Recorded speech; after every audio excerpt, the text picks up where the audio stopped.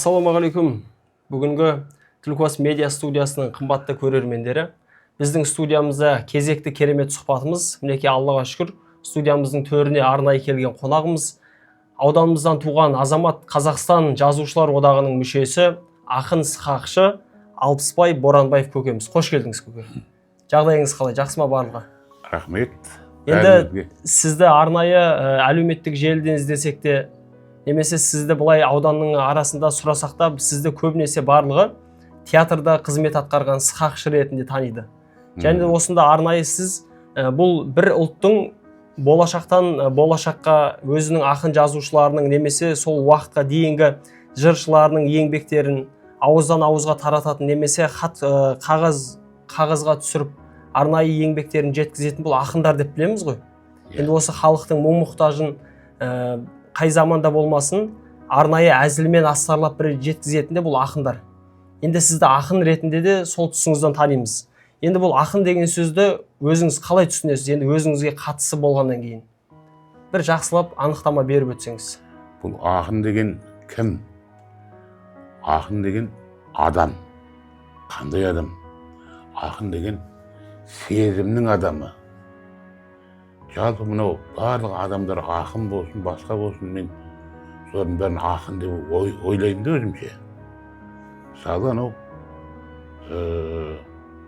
жағы үй сыпырушысы. Үйді сыпырып жүреді, жұмыс істеп жүреді. Егер сол сезімменен істесе, сезімнің артында шабыт дейтін нәрсе тұрады. Ол шабыттанады. Шабыттанып алып ол барлық нәрсені меңгеріп алады да жағы. Және істеген тірлігін барынша ұқыпты, барынша мықты қылып істейді. Сол мысалы сезімі мықты адамдардың бәрін мен ақындар деп есептеймін. Мысалы әнші, биші, болмаса күйші. Мысалы әншіні алайық. Ол әнді сезімге беріліп айтатын болса, шабыт деген пайда болады сезімнен кейін. Ол шабыттаннан кейін әнді нашынына келтіріп орындайды. Түр-түсі құбылады, дене қимылы құбылады. Оны көрермендері жақсы қабылдайтын болады. Болмаса биші, о да сондай сезімге беріліп тұрып билесе, ар жағында шабытқа айналып кетсе, ол жалғыз осы әнші биші емес, инженер, болмаса құрылысшы. Барлық салаға қатысты дейсіз ғой. Барлық салаға қатысты, соның бәрі тек сезімге беріліп, шабыттанып тұрып істейтін болса, шынайы түрде. Сонда солардың бәрін мен ақын деп есептеймін. Ал енді анау ақын ол сезініп тұрып жазатын болса, шабыттанып тұрып жазатын болса, өлеңді, болмаса басқа шығармаларын, ол деген керемет дүние болар еді, шабыттан туған. Енді сұхбатымыздың басында осы сізді ақын деп таныстырып жатырмыз ғой. Және арнайы өзіңіздің аузыңыздан осы ақын деген ұғымға өзіңіздің ойыңызды білдірсеңіз деп жатырмыз. Енді жаңа айтып жатырмыз ғой, сіздің осы ақын ретінде жазған өлеңдеріңіз, яғни нақтырақ айтқанда сықақты өлеңдеріңіз көптеген тілдерге аударылған, мысалы орыс тіліне. Енді осы сіз жазған өлеңдеріңіздің барлығы қай уақытта сізге шабыт болып келеді? Ол бірдеңе әсер етеді ғой. Жалпы анау 19 жасымда бастадым мен өлең жазуды. Сол анау газетке шықты, бітті. Сол шабыттың бастауы болды да, газетте жарық көру. Осы ауданда ма, немесе басқа жақта ма? Өзіміздің аудандық газетте. Сол шабыттың басы, ал енді ол жазғаным, артынша тағы екінші өлең шықты, бітті. Сол бірінен кейін бірі жалғаса береді да. Ол жазғандарым сосын облыстық газетке, одан республикалық басылымдарға жарық көре бастады. Сосын дами берді ғой, жазу. Енді осы біз қай ақынды алсақ та өздерінің бір жазу стилі болады ғой, өзінің бір жазу бағыты болады. Мысал ретінде бір ақындарымыз махаббатты арнайы осы өлеңдеріне сыйдырса, мысалы сіздіңкі ерекше бағыт қой, сіздіңкі ерекше стиль. Мысалы былайша айтқан кезде көп ақындардың қолынан келе бермейтін сықақты өлеңдер ғой сіздікі. Дәл осы бағытта өлең жазуыңызға кім септігін тигізді? Мысалы осы халықтың басынан өтіп жатқан мұң мұқтажды дейміз. Немесе өздеріңіздің жастық шақтарыңыздағы сол заманның жағдайын білеміз ғой. Жаңағыдай тауқыметті де бастан өткердік, тәуелсіздіктің жылдары да болды деген сияқты. Дәл сол сықақты өлең жазуға кім септігін тигізді сізге? Немесе кім жол көрсетті? Ол жол көрсеткен жағы халық сахнада отырған. 5-ші класстан бастап мені сахнаға өлең оқу үшін деп шақырды, Заққұлымыз ауылдағы. Содан сықақ орында деді. Бір сықақ орындадым. 2-3 адам күлді жағы. Сол күлкінің өзі маған үлкен шабыт шақырып жіберді. Содан келесі жағы сахнаға шығуға дайындалу үшін соны келесі өлеңдерді жаттай бастадым да. Сосын жанымнан кішкене қосып жағы екінші неғда қырылып қалды ғой енді күлкіден. Ол мен одан бетер кеттім, жағы шабыттанып. Мен өлең жазғам жоқ, мен тек әзіл сақтарды орындау болды да менің негізгі. Тек өлең түрінде жатқа айтатын бедіңіз, немесе кәдімгі қара ұйқаспен, қара сөзбен кәдімгі әңгіме түрінде айтып орындайтын бедіңіз сахнада? Ол екі жағы да бар, әңгіме жағы да бар. Араласты. Өлең де бар, бірақ әңгіме сирек. Негізінен сол яғына Асқар Тоқмағанбетов содан сол кісінің өлеңінен бастадық. Одан Шонас Маханұлы, негізгі сұмдық сатирик Османхан Әубәкіров дейтін кісі бар еді. Солардың шығармалары ғой.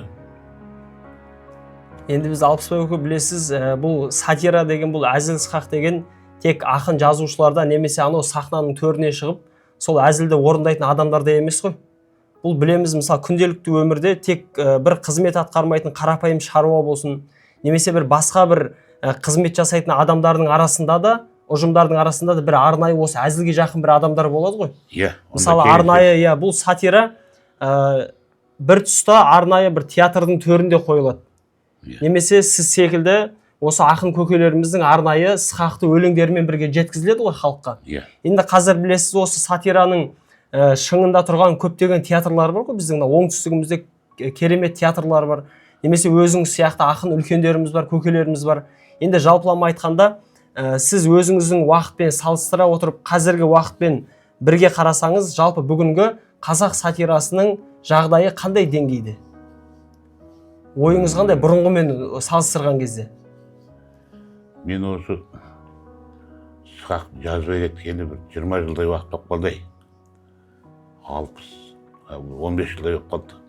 Сол 60 жастың ар жақ мен жағында мен сұмдық туындылар туғыздым. Олардың бәрі жағы егемен Қазақстаннан бастап барлық республикалық баспасөзде жарияланды.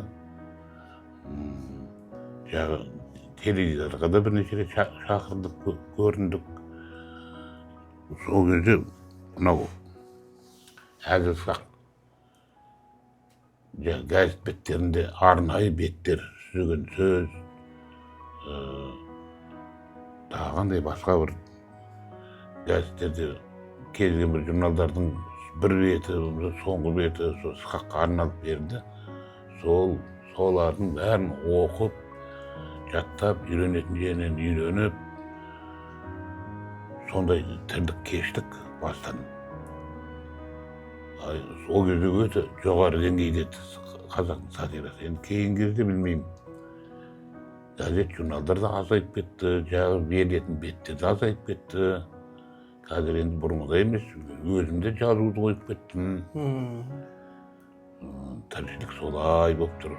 Енді бұл әзіл дегеніміз бұл бет жүзге әжім түсіргенмен жүрекке әжім түсірмейді дейміз ғой. Енді қай уақытта болмасын, қай заманда болмасын, күйбең тіршілікте бұл әзіл дегеннің өзінің бір қажеттілігі туындап тұрады ғой. Арнайы мысалы күйбең тіршілікке батып кетпей, арнайы біздің кейбір халықтың арасында немесе өзіміздің аудан тұрғындары бар. Енді арнайы өздері бір көңілдерін басқа нәрсеге аударып көңіл күйлерін көтергілері келсе, біздің қазіргі жастарымыз көбінесе әлеуметтік желіден әзілдерді, сатираны қарап жатады ғой. Немесе бір үлкендеріміз, сіздердің құрдастарыңыз деп айтсақ та болады, арнайы бір радионы қосып қойып, арнайы дыбыстарын тыңдап жатады. Енді сіз жаңа өзіңіз айтып жатырсыз ғой, енді жас күніңізде арнайы осы 5-ші сыныптан бастадым деп жатырсыз ғой, арнайы осы әзіл-сықақты орындауды сахнада. Ең алғашқы болып сіз сол уақыттағы ақын жазушылардың жаңағы туындыларын орындадыңыз сахнада. Енді қазір сол уақытпен салыстырған кезде қазіргі уақыттағы, қазіргі заманғы ақын жазушылардың еңбектеріне, өлеңдеріне, туындыларына көңіліңіз тола ма сіздің? Енді туындыларының ішінде жақсыларына толады көңілім. Енді ортаңғылдылар болады. Кей кезде тіпті нашар бір өлеңдер жарияланып кетіп жатады. Сол мықтыларына бас иесін. Сіз осы ақындардың өлеңдерінің сапасын дейміз, немесе өлеңнің құрылуына қалай баға бересіз? Қай тұсынан көп бағалайсыз? Ұйқастарына қарайсыз ба, немесе өлеңнің жаңағы негізгі түпкі ойына қарайсыз ба? Мен негізгі беретін бағам жаңағы юмор көбірек болса да, жағын оқыған кезде ол күлкі шақыру керек. Сол оқып отырып, көріп отырсаң, қандай керемет. Менің бір жолдас жігітім бар еді Алматыда. Алматыға кепті. Студент кезде ғой. Содан бір киноға баратын болдық. Мен айттым, қазір 1 сағаттан кейін барайық. Мен кітап қарап отырамын, сен оға дейін саған бір кітаптар әкеп берем, соны қарап отыр дедім. Жаңа оқу залы ғой, тып-тыныш. Жаңа қолын алып оқып, бір кезде күлкі шығады, ай ол не? Сөйтсем жаңа досым Қалматаев көбістер дейтін. Одан бір қарадым да қоя салдым, бір кезде қайтқан күлкі, тағы да сол. Мен қарасам, жандар, елдер отыр ғой сен, бәріне нетіп бассын. Кедергі жасап. Кедергі, күлме деп. Сода бір кезде жаңағы шиқылдап, аузын жұмып алып тұрып күліп жатыр. Сөйтсем жаңағы Османхан Әубәкіровтің кітабы, көрдіңіз бе ана? Сол кітапты оқып алып, рахаттанып күліп жатыр мінекей. Еріксіз күлкі сыйлады дейсіз. Мінекей жаңағы сатираның жаңағы юмордың құдіреті осы. Енді осы қай құрдасыңыз болса да, немесе арнайы өзіңіз болса да, біз арнайы осы келген қонақтарымызға барлығын айтамыз ғой, енді барлығы жазушы болғаннан кейін, жалпы қазақ болғаннан кейін өлеңге, әңгімеге, жазуға құмар халықпыз ғой. Енді арнайы біздің бұрынғы уақытта білеміз ғой, біздің халқымыздың барлығы жазуды білген жоқ. Бірақ осы ауыз әдебиетіне ерекше ынтасы бар, осы икемі бар халықпыз ғой. Енді арнайы осы біздің келген қонақтарымыздың барлығына қойылатын сұрақ қой. Енді сіз барсыз, сіздің алдыңызда келген қонақтарымыз бар. Осы өздеріңіздің еңбектеріңіз түскен кітап, газеттің болашағы қандай деп ойлайсыздар? Енді қазір осы интернет желісі дамыған заман ғой. Қай жермен байланысқа түскіміз келсе де, немесе қандай да бір мәліметті білгіміз келсе, бірдестен қазір қалтамыздан ұялы телефонды шығарып, бірдестен әлеуметтік желіден іздеп жатамыз. Енді осы әлеуметтік желі дамыған заманда кітап пен газеттің болашағы қандай сіздің ойыңызша? Бұл өте ауыр нәрсе, ауыр сұрақ. Болашағы деген. Дәл қазіргі уақыттағы соның болашағы сәл кемшін болып тұр, бірақ алдағы уақытта кітап, журнал бәрібір алға шығу керек деп ойлаймын енді. Жеке өзімнің пікірімді. Біз енді осы арнайы осы кітап пен газетті дамыту жолында қандай жөн сілтейтін едіңіз? Қандай бағыт беретін едіңіз? Жастарға қатысты болса да, немесе арнайы мамандарға деген секілді. Қазір енді тірліктің бәрі ақшаға кеп тіреліп отыр ғой. Сондықтан анау кезінде газет, журналдардың тираждары сұмдық көп. 100 мың,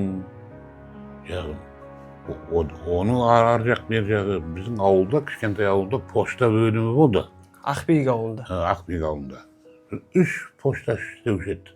Соның әрқайсысында екі сүмкіден 6 сүмкі ауыр, ішінің бәрі журнал, газет, аптасына 2 рет, 3 рет келіп, сол арқалап үйме тарасатын.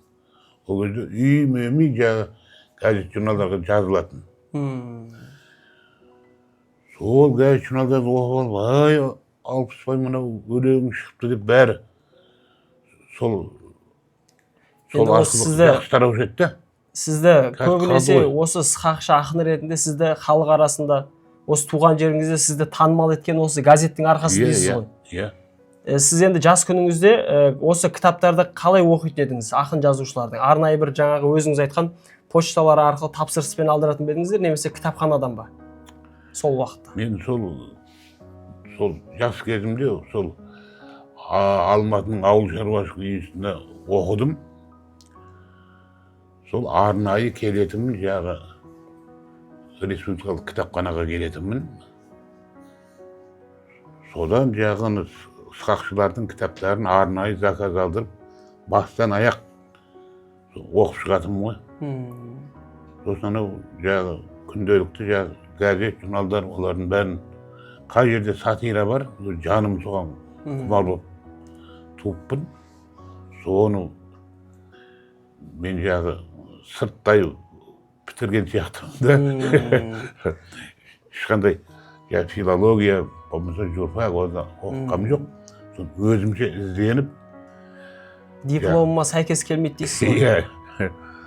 Енді бұл сатираны адам өзі жаны қаласа, көзбен көріп те, мысалы арнайы эфирлерден, теледидардан дейміз, немесе құлақпен естіп те, немесе осы арнайы өз ауызымен, өз көзімен, өз тілімен оқыса да өзі жаны құмар нәрсені іздеп тауып алады ғой. Бәрекелді. Енді сіз осы сұхбаттың барысында қойғымыз келген сұрақ, сіз өзіңіз айтып жатырсыз, енді осы Оспанбек Әмірхан дейміз, жаңағы біздің үлкендеріміз. Оспанхан Әубәкіров, сол кісілердің жаңағы сықақты өлеңдерін оқып, арнайы сахнада орындап бердіңіз. Иә. Енді осы ақындық сізге қалай туды? Сол кісілердің шабытымен туды ма, немесе арнайы сізге жаңағы құрдастарыңыз жол сілтеді ма? Ақындықтың туы Шонас Маханұлы дейтін атақты сықақшы болды. Жас Оспанханнан үлкен.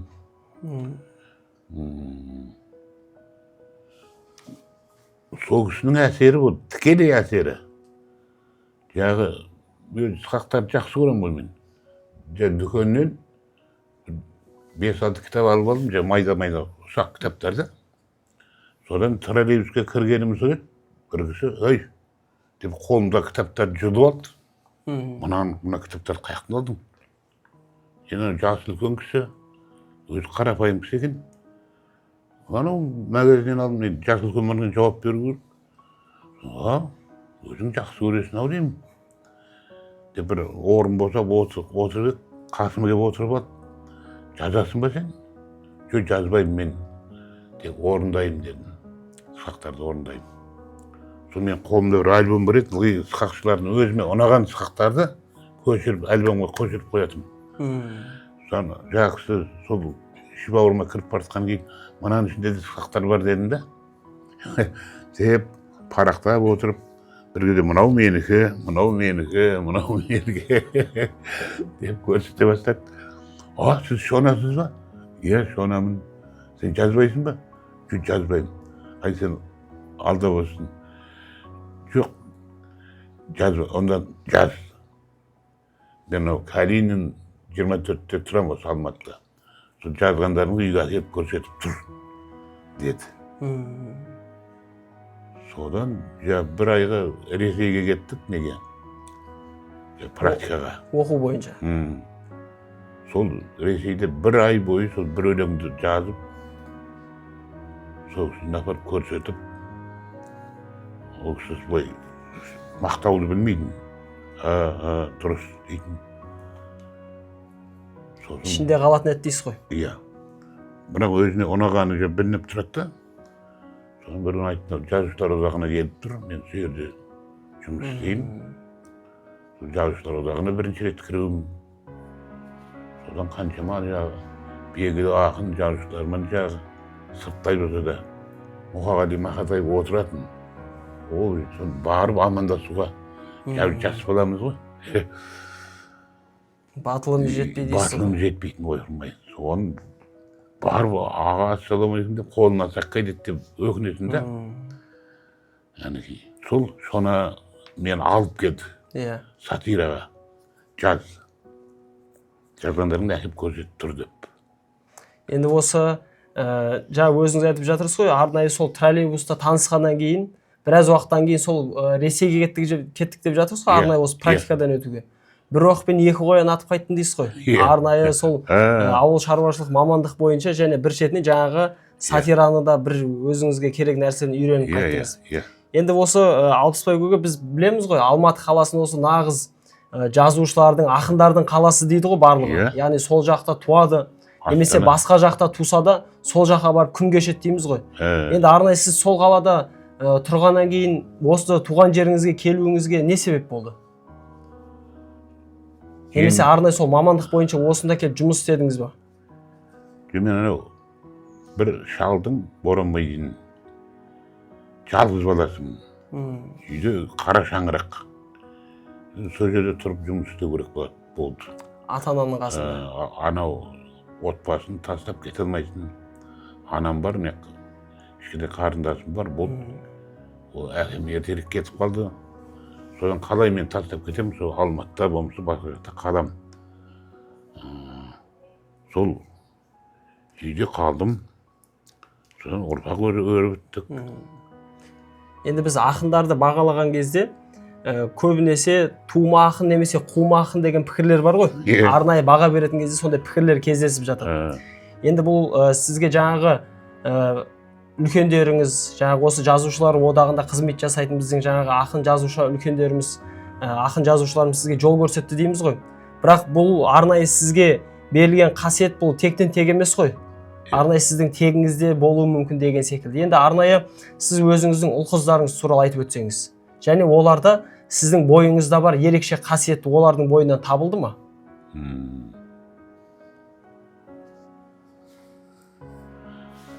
Менің бір өлеңім бар. Алайын десем басқасын, 6 бірдей балам бар. Жатқан іштегі 7-сі және бар деген. Мен соны бойдақ кезде жазғам ғой. Сол аны баяғы жазғаным, өмірде де 6 баламыз бар, Құдайға шүкір. 2 ұл, 4 қыз. Ұлым біреу спортта, екінші ұлым осы мәдениет саласында. Енді бәрінде бұлай ақындық не бар, бірақ мықты дамып кетпегенде, сәл де болса бір менен бір недері ұшқындары бар дейсіз ғой. Ұшқындары бар, байқайсың. Бір қызым бар, өлең жазады, бірақ көрсетпейді, ішінде өзінше құмарлық жоқ. Біз өзі қатты құмарттық қой, сол газетке шығуымыз керек, ол басқа бұл. Сол жағынан тартынады. Мәдениет саласында істейтін ұлым ол тамада, мен сұрақтарымды орындайды, бірақ өзі жазбайды. Мүмкін жазып та жүрген шығар. Маған айтпайды дейсіз ғой. Енді біз осы білеміз ғой, енді тегінде осындай әзілге құмар, немесе осы тегінде қара өлеңге құмар бір азамат немесе бір үлкені болатын болса, ол түбінде бәрібір шығады ғой. Оны бір жерге жазбаса да, немесе бір жерге шығып орындамаса да, бәрібір өзінің ортасында сезіледі ғой. Енді біз Алпысбай көке, біздің бұл медиа студиямыз, бұл төрімізге біз арнайы ауданымыздан шыққан азаматтар шақырамыз ғой, құрметтеп шығарамыз. Некенде сіздің де артыңыздан сізге еріп, сіз секілді осы сықақты, әзілді жазуға ынталанып жүрген шәкірттеріңіз көп қой. Неке Аллаға шүкір ауданымызда бар. Енді осы ауданымыздағы осы ақын жазушыларға көңіліңіз тола ма, немесе олармен таныссыз ба? Осы ауданымыздағы. Олардың сықақ жазатындарын біреуін де білмейді екен. Біз кезімізде жаңағы Асқар Тоқмағанбетов бар, Османхан Шона, атақты Османәлі Иманәлиевпен атақты сықақшылар. Соның бәрін мысалы мен өзіме ұстаз санаймын. Ұстаз болғанда олар маған сабақ берген жоқ, мұғалім болған жоқ. Ал біз сол кісілердің шығармаларын өзіміз іздеп, соны оқып, солардан мысалы үйрендік қой. Иә. Мен ұстаз санайтыным сол. Енді мен білмеймін, мен шығармаларымды кім қарап жүр, кім не қылып жүр. Кітапханаларда аздаған кітаптарымыз бар, соған келіп олар оқиды ма, оқымай ма, ол жағына енді жақсы білмейді екен. Енді осы тұста тағы бір сұрақ. Болашақта осы ауданымызда Әбдібек, Тұтқабай, Мархабат, өзің сияқты Алпысбайдай ақын жазушылар шыға ма? Қалай ойлайсыз? Арнайы осы қазір жастардың ауданымызда көптеген іс-шараларда жүресіз ғой. Енді арнайы сіздің өлеңдеріңізді оқып көз алдыңызда сахнада қойып беріп жатады. Немесе арнайы сізге арнауларын әкеліп жатқан оқушыларымыз да болады. Енді солармен салыстыра отырып қандай ойыңыз бар? Кітап құмар болу керек қой, бәрі. Бұрын әр аудан орталығында бір кітап дүкені болатын. Кітап дүкені, кітаптар сатылады. Сол уақытта? Иә, сол уақытта. Қазір бұл магазин бірден айданып кетті. Сол міндетті түрде аптасына бір рет барып, керек кітаптарды алып, рахаттанып қалу үшін. Қазір оның бәрі қалды. Кітап дүкендерінің бәрі жабылып қалды. Сосын қазір шығып жатқан кітаптардың тиражы 1000 дана, ары барса 2000 дана. Мен анау жұқа кітабының өзі жалын баспасынан шыққан. 7000 дана тиражбен шықты. Бүкіл Қазақстанға тарады мысалы. Сонда мен тек өзіміздің ауданның ғана емес, бүкіл Қазақстандағы оқырмандар соған танысып,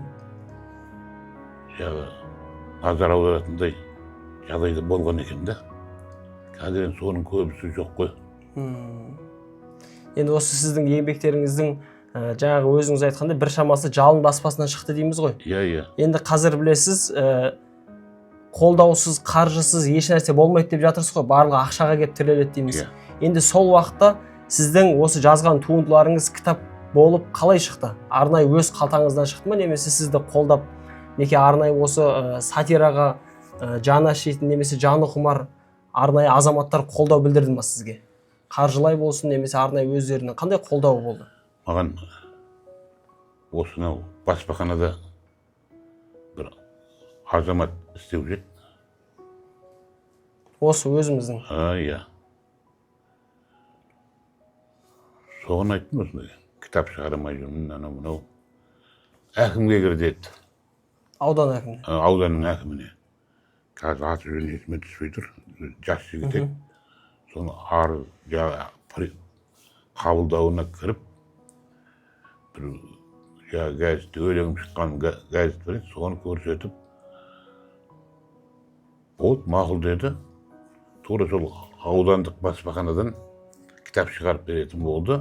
Пәленбай 1000 ақша аударып берді. Ол қай жасыңызда еді, қай жас шамасында? 10.000 дана тираж бар. 10.000 дана? 10.000 дана. Содан қызық болды. Кітапты алдым, бір мектепке барып, бір ағайға бердік, 50 шақты кітапқа. Содан не кітап жоқ, не ақша жоқ, не өз жоқ. Қалай сатамын, қай сатам. Бір күні пойызға қыдырып бара жатыр едім. Басқа қалаға? Неге? Қызылорда облысына. Бір екі келіншек жүр пойыздың ішінде. Біреу лимонад, біреу не сатып. Газ су. Газ вода дей ма? Иә. Екеусі. Бұны ойладым, мен кітап сатсам қалай болады? Өзіңізбен бірге жүрген бе еді кітаптарыңыз сол кезде? Жоқ. Яны көрдім де, сондай ой келді. Сондай ой келді. Содан біраз кітап алып, неден Таразға дейін барып, арқай пойызға міндім. Son kitabını көрсеттім, келіншек тұр екен шетінде. Осында кітабым бар еді, сатып жүрмін дедім да. Сөйтсем жаңағы келіншек ана бүкіл вагонның ішіндегі адамдардың бәрі жаңағы бизнесмендер екен ғой жаңағы. Ананы саудадан алып сататын. Айқай салмасы бар ма? Ей, ойбай, келіңдер кітап аламыз. Пойызға жазушы кіріп кетіпті деп. Содан талап алып қойды. Содан келесі вагон өттім. Ол кезде рубль еді ғой. Бір кітабым сол 100 рубльден өтіп кетті. Дереу ертеңіне келіп 150 рубльге көтердім бай. Ол кезде кітапты сұмдық керемет алатын, керемет оқитын, керемет бағалайтын ғой. Қандай саланың маманы болмасын, барлығы оқитын ғой. Бәрі оқиды сосын. Әрқайсысына жаңағы қолтаңба берем, автограф дейді. Тоқтап. Сол анау Түлкібастан Таразға дейін 2 сағат жүреді пойыз. Соны бір 5-6 вагондан өтем да, қалғанына үлгере алмай қаламын. Сол 5-6 вагонда өтіп кетеді. Сол 5-6 вагонда әрқайсысына жазып бересің, уақытыңды алады. Соны бәрі алады ғой. Сондай жаман еді. Сол сатқан кітаптың қаражатына келесі кітап шығарам, оның келесі сөйтіп жалғасып кетті кітап шығару. Пойыз жолында ашты дейсіз ғой? Иә. Соның анау бір кітаптың тиражы 30 000 болды. Ол қай баспаханадан? Осы өзіміздің? Ол осы анау жекеменшік баспаханадан. Бірақ анау Алматыда басылды, жағы баспахана мемлекеттікі, анау баспа жағы жекеменшік баспа. Енді сол кезде айтып жатырсыз ғой, енді басында тек кітап шығару ойда болса, оны сату ойыңызда болған жоқ. Жоқ, болған жоқ. Енді жолы болар жігіттің жеңгесі шығары алдынан дейміз ғой. Енді арнайы алдыңыздан шығып солай болған. Иә. Енді басында сізде ой болды ма, осы арнайы кітапты сатып, арнайы бір қомақты қаржыға ие болсам деген, немесе арнайы осы кітапты таратып, сатып, солай танымал болу. Қандай ойыңыз, мақсатыңыз болды? Ондай ой ұйықтаса түске кірмеген нәрсе ғой.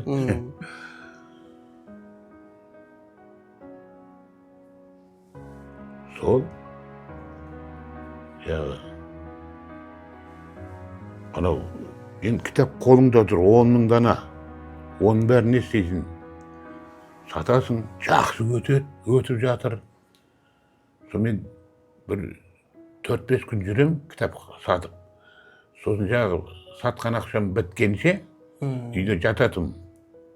Анау үйде әйелім анау тойдың қағазы кеп қалды, кітабыңа шықсашы деп. Алдында намыстанып, ауылдастар нелер, ойбай мынау кітап сатып жүр екен деп намыстанатын. Кейінен кітабыңы сатсашы дегенге көшті ғой. Енді арнайы бұл тек қана еңбекті жазып, оны тарату, танымал болу, тек ол ғана емес, бір шетінен осы күн көріске де арнайы септігін тигізді дейсіз ғой. Иә. Иә, енді осы Алпысбайға сіз айтып жатырсыз, арнайы кітап жаздыңыз, неке арнайы сізге жөн көрсеткен, жол сілтегенде жаңағы ұстаздарыңыз болды. Жаңа өзіңіз айтқандай, сізге келіп бір өзіңізге сабақ өтіп, немесе арнайы білімін бермесе де, арнайы тек нұсқаумен бірге сізге тура жол сілтеген азаматтар болды. Енді бізде айтамыз ғой, кейбір ақындарымыз бар, кейбір мысалы жазушыларымыз бар, арнайы бір кітап жазбаса, немесе бір кітапты оқымаса, немесе сол бір өзінің өнермен шұғылданбаса, өзін жалғыз сезінетін де азаматтарымыз бар. Енді сіз өзіңіз жалғыздық дегенде қалай түсінесіз? Біз енді осы жалғыздық тек Құдайға ғана жарасады деген бізде керемет сөз бар ғой. Енді сіздің ойыңызша қандай жалғыздық деген?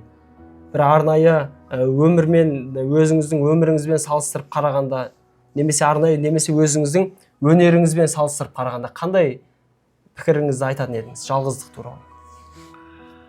Жалғыздық деген кәдімгі басымнан өтіп жатыр.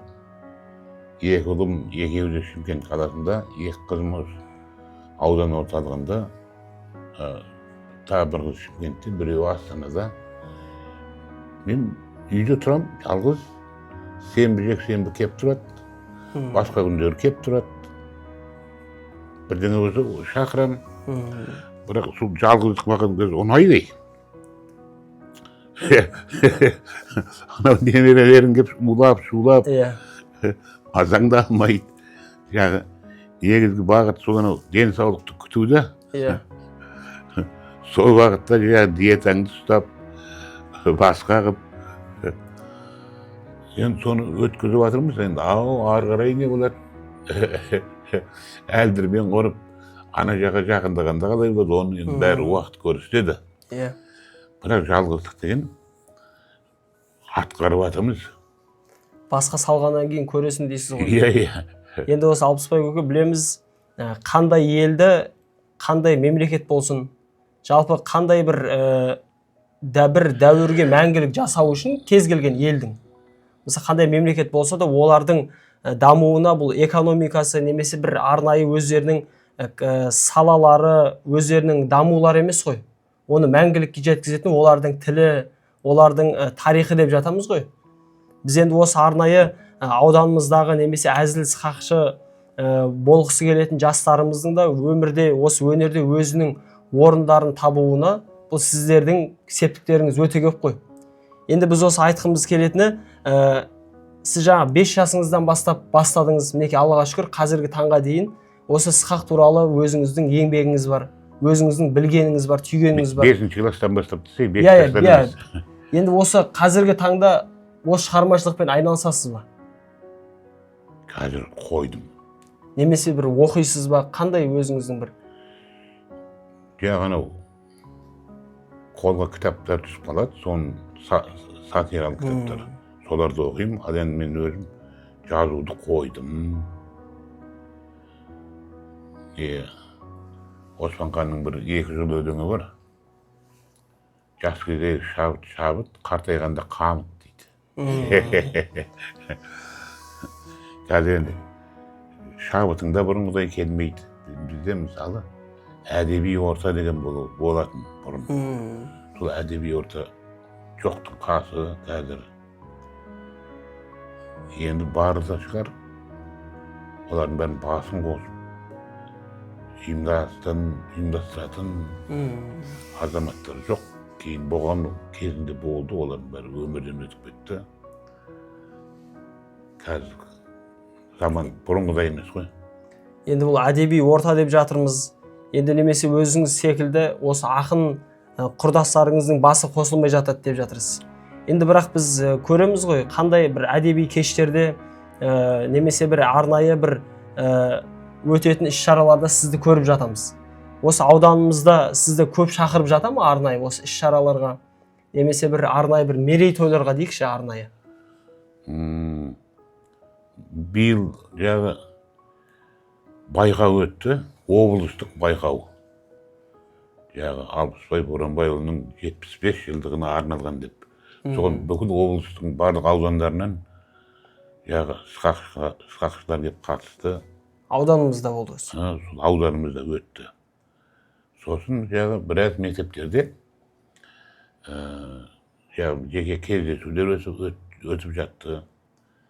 Енді мынау қыркүйектен бастап тағы да жалғасатын түрі бар, оны арнайы шақырып болып жатыр. Қазір балалар бәрі каникулда ғой. Енді осы біз жаңағы сіздің өнеріңіз, осы ақындықты алып қарасақ та немесе арнайы осы театрларды алып қарасақ та бұның барлығы рухани даму ғой. Енді осы руханият саласын дамытудың қандай жолдары бар? Енді сіз айтып жатырсыз ғой, кезінде осы мен арнайы мамандығым басқа болса да, осы республикалық кітапханаға барып оқитын едім деп жатырсыз.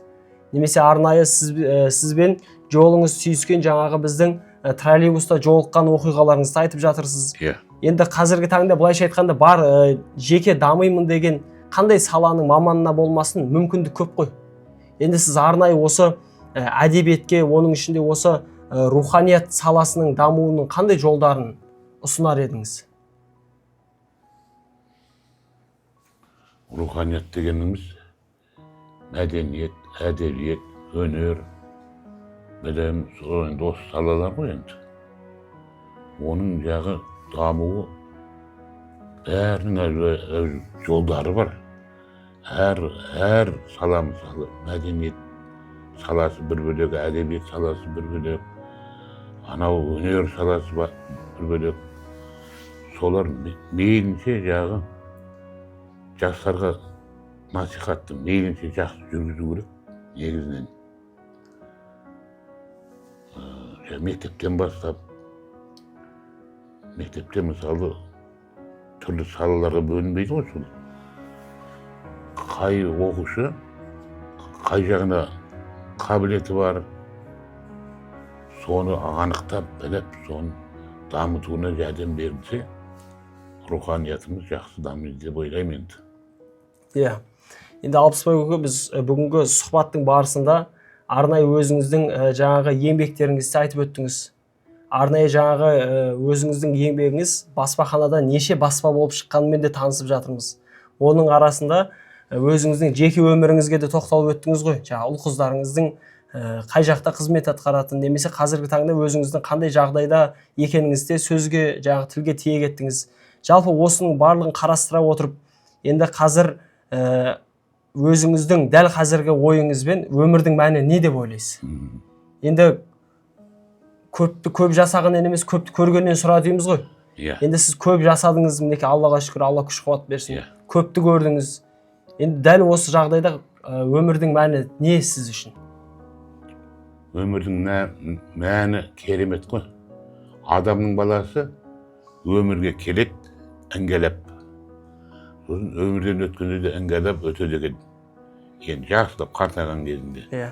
Оны қазір авария дейді, басқа дейді, ондай. Одан Құда аулақ болсын.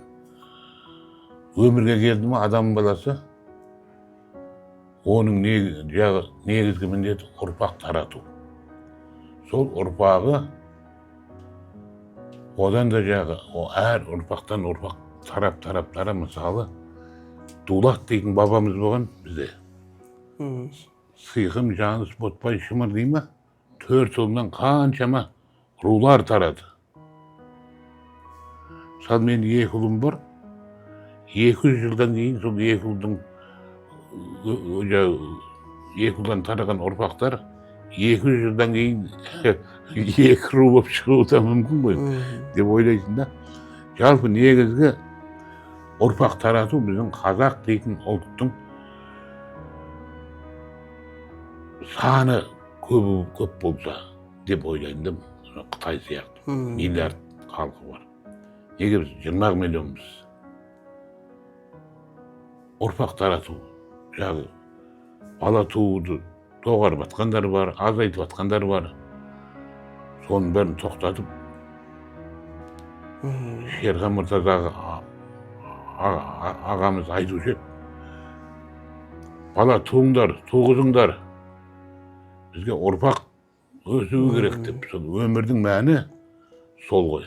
Ал енді тараған ұрпақтан ішіне міндетті түрде мықтылар шығады. Мысалы 6 бала болса, ішінен бір мықты міндетті түрде шығады. Табиғаттың заңы сондай екен. Енді бұл біздің еліміз әлемде де білесіз, жер көлемі бойынша да, немесе қазба байлықтары бойынша да өзінің алатын орны бар ғой ерекше. Енді соны игеретін, немесе арнайы осы біздің қазақ деген халық пайда болғалы бері әдебиетіміз де сонымен бірге келе жатыр ғой. Ауыздан ауызға тарап келе жатыр, немесе арнайы қағазға түсіп, арнайы өзінің сиясын кептірмей жеткен еңбектеріміз бар, жаңағы туындылары бар біздің ата-бабаларымыздың. Енді арнайы уақытыңызды бөліп келгеніңізге үлкен алғыс білдіреміз, Алпысбай көке. Рахмет. Енді жаңа өзіңіз айтқандай, осы қияметке дейін өз руыңызда Алпысбай деген руға жеткенше Құдай қаласа абыройларыңыз жетпейтін үлкен әулет болуларыңызға тілектеспіз. Енді біз арнайы қандай азамат болсын төрімізге шақырғанда әртүрлі саланың мамандары келеді ғой. Енді арнайы өздерінің ақылдарын беріп кетеді. Енді сіз жастарға, енді мінекей мен де сіздің немереңізбен жассымыз ғой былайша айтқан кезде. Енді арнайы жас буынға өзіңіздің қандай ақылыңыз айтар едіңіз? Жас буынға айтатын ақыл, өнер, білім, ғылым, сон жолына түсу керек, әсіресе ғылымның жолына. Сол ғой ең негізгісі. Руханият мәселесі. өзінің қазақ дейтін ұлтын соны сүйіп өсу керек, соны дамытуға үлес қосу керек. Оны айта берсең көп қой. Алпысбай көз, сізге көп рахмет. Құрметті көрермен, біздің студиямыздың бүгінгі қонағы тағы да бір қайталап өтейік. Әзіл сықақшы, өзінің еңбектері көптеген тілдерге аударылған Қазақстан жазушылар одағының мүшесі Алпысбай Боранбаев көкеміз. Рахмет сізге. Келесі жолда Боранбаев емес, Боранбай ұлы. Боранбай ұлы көкеміз. Иә. Келесі жолда кездесуімізге тілектеспіз. Аман болыңыздар. Рахмет.